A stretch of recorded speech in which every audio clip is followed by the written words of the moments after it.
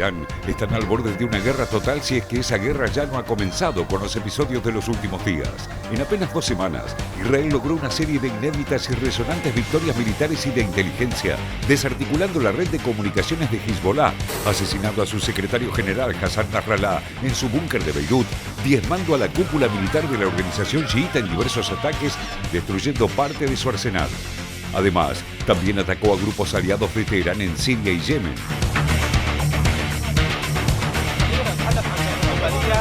אנחנו בעיצומה של מערכה נגד ציר הרשע של איראן.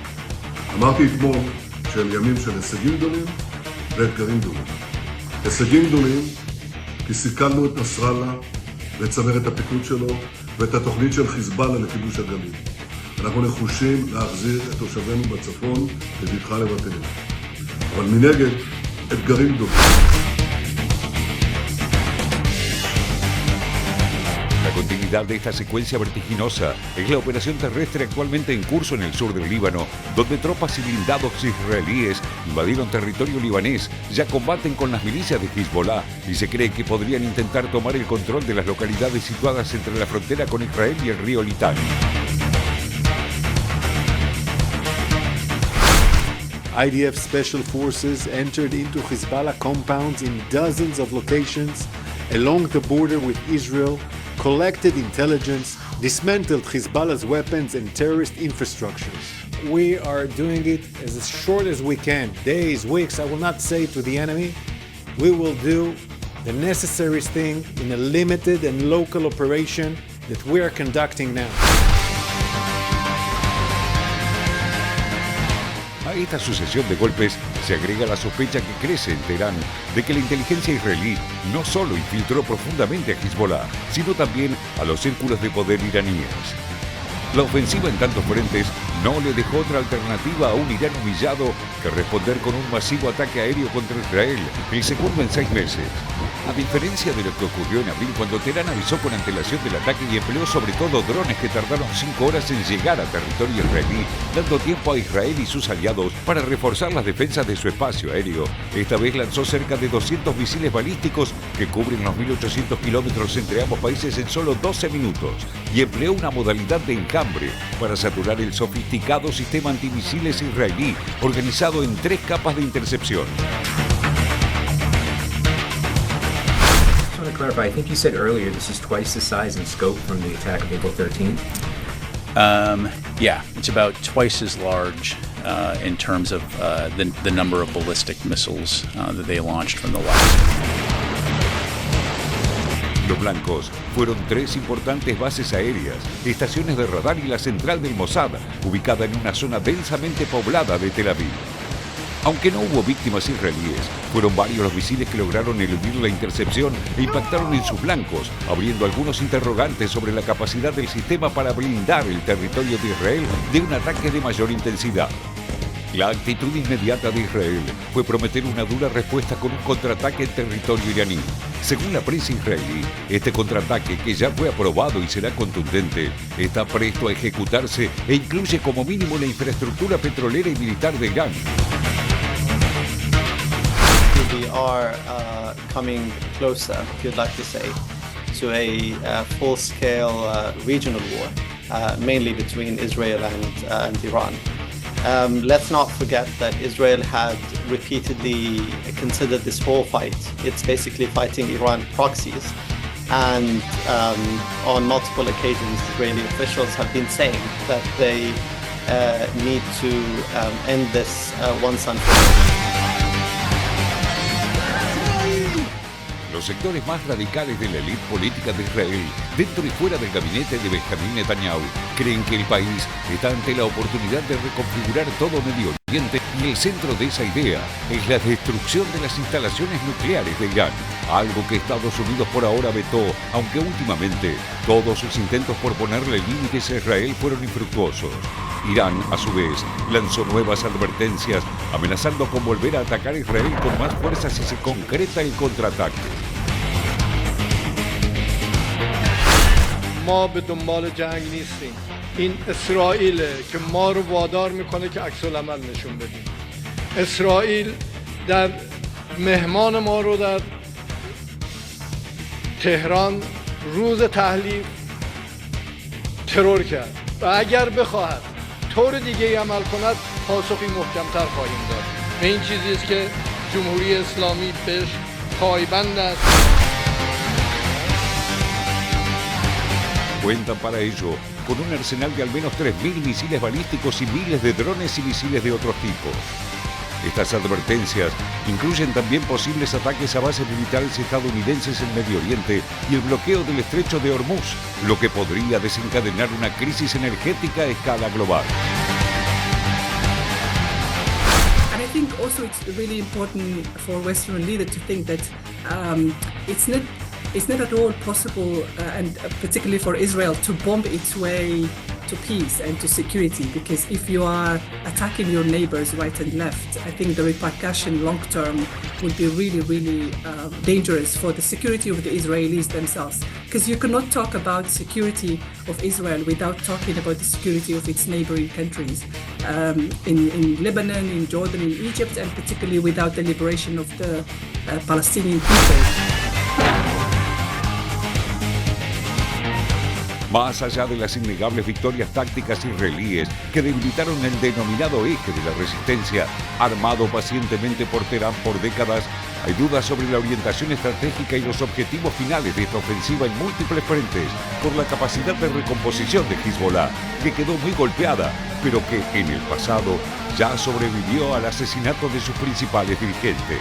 También por las dificultades militares y políticas de una ocupación semipermanente del sur del Líbano y por la perspectiva de una larga guerra aérea con Irán, mientras siguen abiertos los otros frentes de un conflicto que no tendrá resolución hasta que la cuestión de un Estado palestino vuelva a estar sobre la mesa de negociaciones.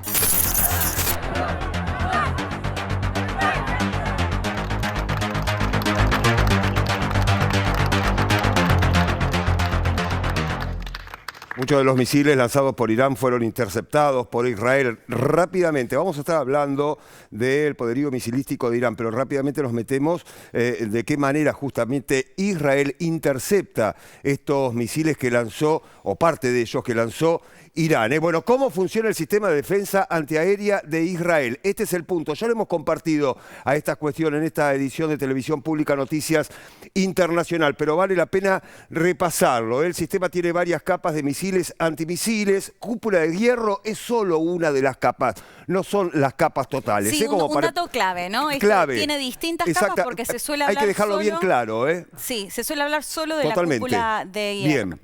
Arranco. Desarrollo sí, claro. israelí. Función. Intercepción de cohetes de corto alcance y proyectiles de artillería. Tiene un alcance de 20 a 70 kilómetros y el costo por misil, Pablo, es de $150.000. Bien, seguimos avanzando.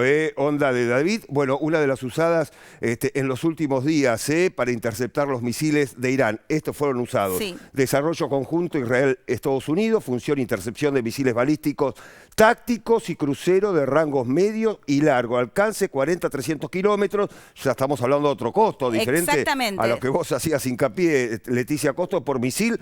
$1 millón. Otro costo y, bueno, por supuesto, otras características, ¿no? de los misiles que intercepta. Seguimos, el Auro 2 y 3, sí. Desarrollo conjunto Israel-Estados Unidos. La función intercepción de misiles balísticos puede operar en la atmósfera terrestre y también en el espacio. Alcance 90 a 150 kilómetros y el costo por misil $3 millones. Atentos a esto, ¿no? Misiles balísticos que son los que lanzó Irán recientemente, casi 200. Bueno, rápidamente, ¿cómo funciona el sistema? El enemigo dispara un misil, por ejemplo, lo que sucedió con Irán. El sistema de radar detecta el misil y lo rastrea.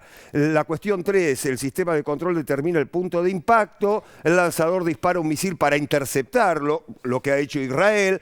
Quinto, bueno, el misil interceptor explota cerca del misil enemigo, destruyéndolo. Bueno, así funciona, de esta manera. Así es, Pablo, y si te parece ahora compartimos cuáles son las capacidades misilísticas de la República Islámica de Irán. Ahí lo estamos viendo. Tiene el mayor arsenal de misiles de Medio Oriente.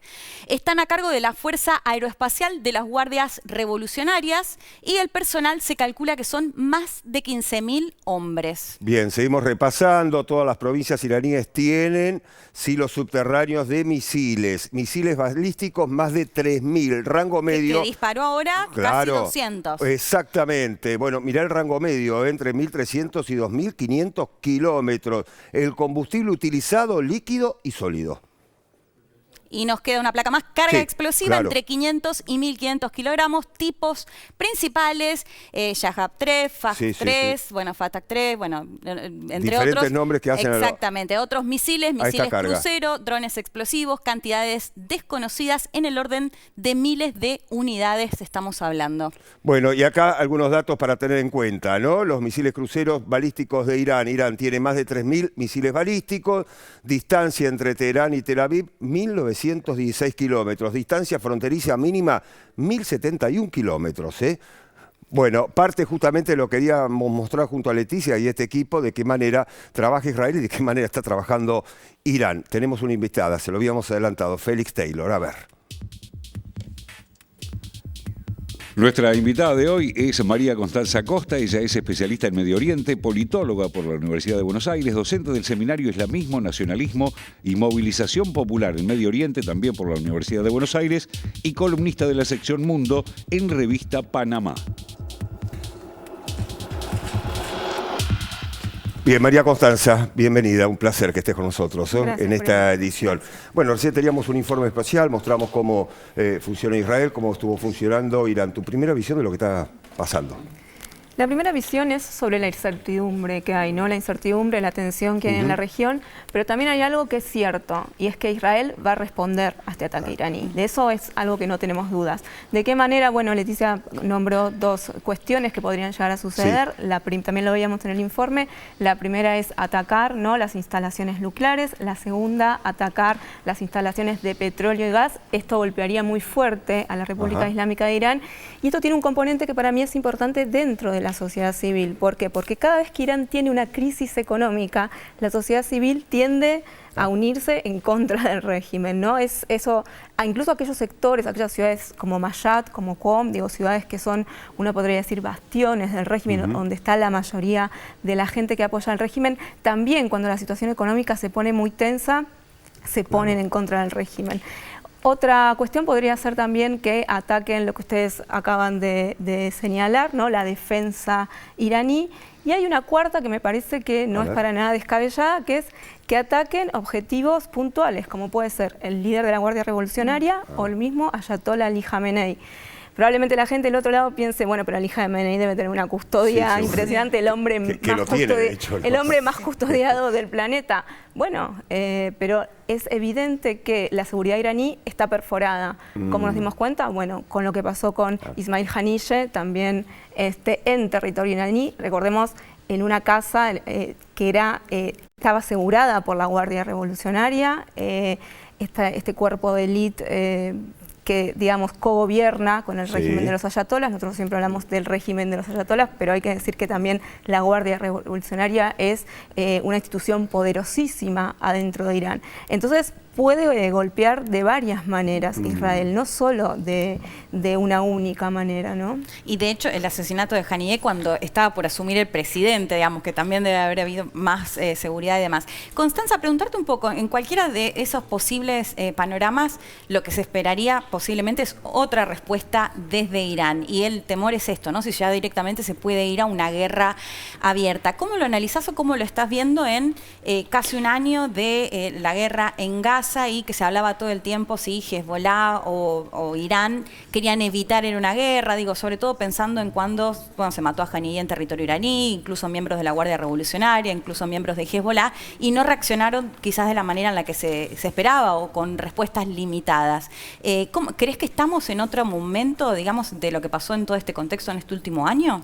Yo creo que estamos en otro momento, pero eso no significa que los actores en conflicto quieran escalar o quieran ir a una guerra abierta directa. Esta mañana habló el Ayatollah Khamenei y el discurso que dio tuvo varios destinatarios para mí, ¿no? Sí, María Constanza, vos hacías mención a estas declaraciones, las tenemos, las escuchamos y las analizamos. ¿Te parece bien? Vamos.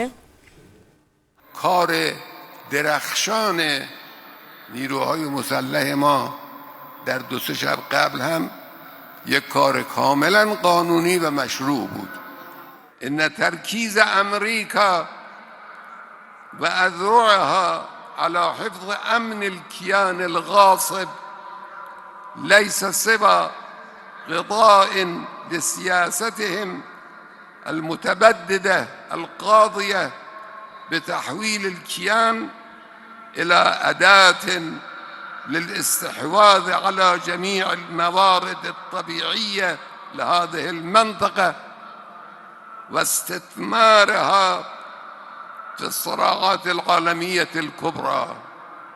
هذا الكيان الخبيث بلا جذور ومزيف ومتزعزع وقد أبقى نفسه قائما بصعوبة عبر ضخ أمريكا الدعم له، فلن يكتب له البقاء بإذن الله تعالى.